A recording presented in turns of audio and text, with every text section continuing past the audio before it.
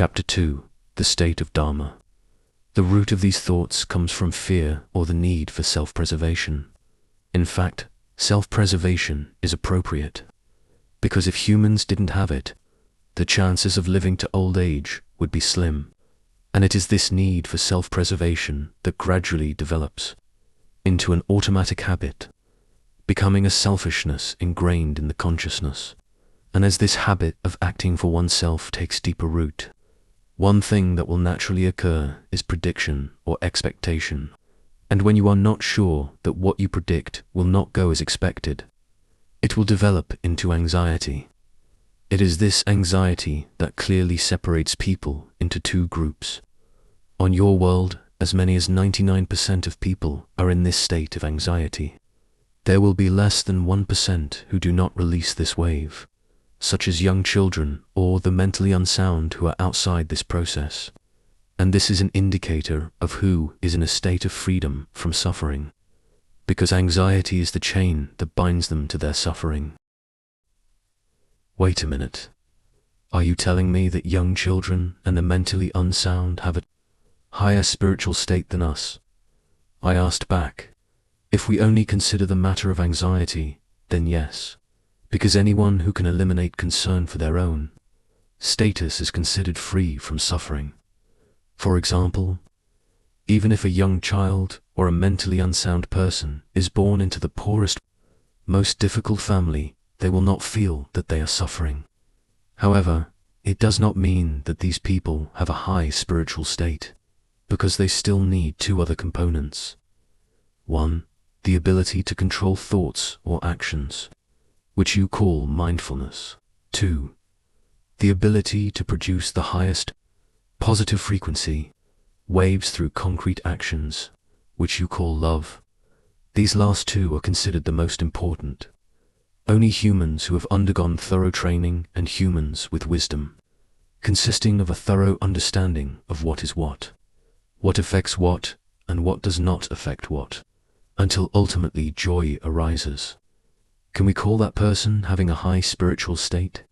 This I do not call anxiety, but I call it intense desire. This desire is composed of the highest form of love. It is a love for all fellow humans. It is a love with an energy power higher than any other love. It is a love that will appear only in highly evolved beings, he replied. Sir, what do I need to do?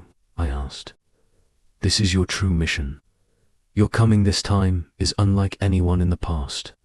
In the past, all prophets came with the proclamation of truth, came with precepts that created a shift in consciousness for people in specific areas or regions, which would gradually develop into religions passed down through generations.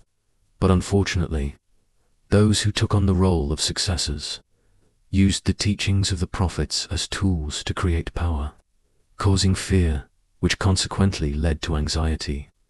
The result is that the religions of all the prophets seem to have grown stronger externally because fear is a significant motivator for those people to do something, but not from the desire of the mind behind the consciousness, or what you call the spirit, in a truly authentic way. Thus, it became religious institutions. What about me? I also have anxieties. Like right now, my mind is constantly filled with thoughts about how to make the mission I've been entrusted with successful.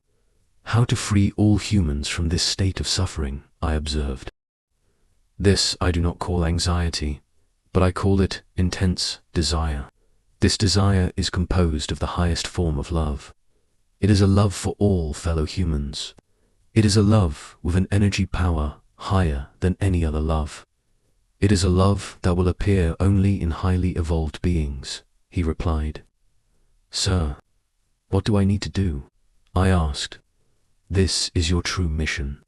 Your coming this time is unlike anyone in the past. In the past, all prophets came with the proclamation of truth, came with precepts that created a shift in consciousness for people in specific areas or regions, which would gradually develop into religions passed down through generations.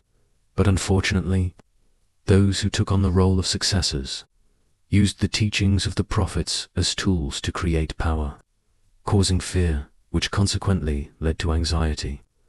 The result is that the religions of all the prophets seem to have grown stronger externally because fear is a significant motivator for those people to do something, but not from the desire of the mind behind the consciousness, or what you call the spirit, in a truly authentic way. Thus, it became religious institutions. The difference in your mission is that, in addition to having the duty to create new precepts to change the consciousness of the world's people, which is not just tens of thousands or hundreds of thousands as in the past, but a macro-level change, if counted in numbers, it will be almost the entire world. Furthermore, you must also create physical changes in your world. Now the world is deteriorating to its extreme and heading towards ruin. You must reverse the situation completely and restore it to its original abundance.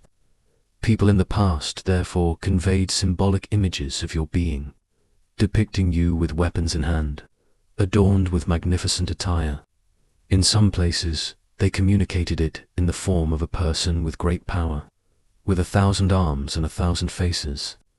They wanted to show people in the future the image of the power of the modern tools you will use. Oh wow! Does that mean the image of the 1,000-armed bodhisattva refers to me? I asked. Not exactly. In fact, it means that you will come with a group of people who have volunteered to work with you. They will come with special skills in all fields of knowledge. They will bring them together to recreate this world. You cannot do it alone. You need them. Who are they? Where do they come from? I asked. All right. Today, I will have my representative take you to get to know who they are. The voice of God from within answered. Go where? How do I get there? I have work to do. Can we change it to another day? I have a job presentation today. I bargained. You're putting worry into your head, you know. Rest assured, leave that to the person I've assigned. They will handle it themselves. The voice in my thoughts replied. Okay. So where will I meet them, and how will I know? I was about to ask further with curiosity, when the voice in my thoughts interrupted. You'll know soon enough, after the bus arrived at its destination. It took me a few more minutes to reach the office building. Inside, there was a large lobby bustling with people. Before the elevator entrance, there were automatic doors for scanning cards. While I was busy searching for my employee card in my backpack, the corner of my eye caught sight of a tall, thin man wearing black jeans and a long-sleeved hooded sweatshirt, grey in color, standing in line to enter the card scanning channel 2 or 3 slots away from me. I glanced at him briefly, wondering why this person needed to cover his head with that cloth hood. Once I found my card, I scanned it and walked through the door straight to the elevators, where a large number of people were waiting. But when I reached the elevators, I saw the man in the hooded sweatshirt already standing in the group waiting for the elevator, while I was looking at him intently, wondering who he was. The elevator door I was waiting for opened, and I quickly stepped inside. I pressed the button for the 12th floor, which was my office floor, and walked to the far end, joining the other people who were packed tightly inside. Before the elevator door closed because it was full, I craned my neck to look for the suspicious man, but I couldn't see him anymore. Are you looking for me? A soft voice spoke from behind. I quickly turned to look at him at close range. It was the man in the grey long-sleeved hooded shirt. He was standing slightly to my right and behind me. The image I saw up close was of a fair-skinned man with good looks, a prominent nose, and large blue eyes. His mouth was wider and thicker than most people's, but it looked proportionate. Why? Yes, I stammered, feeling a mixture of shock and surprise. Before I entered the elevator, I had seen him standing far away among a large crowd, and in just a split second, while walking into the elevator, I was sure I was among the first to enter. It shouldn't have been possible for this man to squeeze through the crowded people and stand behind me. Immediately after that, the thought arose that this must be the representative God had sent to me. Are you the one God sent? I tried asking him mentally to verify if he was the person God had mentioned, not wanting to speak aloud because the elevator was crowded. Yes, I am, he replied in thought as well. Where are you taking me? I asked. Have faith, everything will be all right, his voice replied. Let's go. Hold my hand, he whispered softly as I was looking at the numbers, indicating which floor we were on. It was going up steadily. 9, 10, 11. I did as he said, without hesitation. The moment my hand touched his, it felt like a mild electric current spread throughout my body. His hand was as soft as a newborn baby's. After that, it seemed he was intently focusing on something, because I felt him become still and squeeze my hand tightly.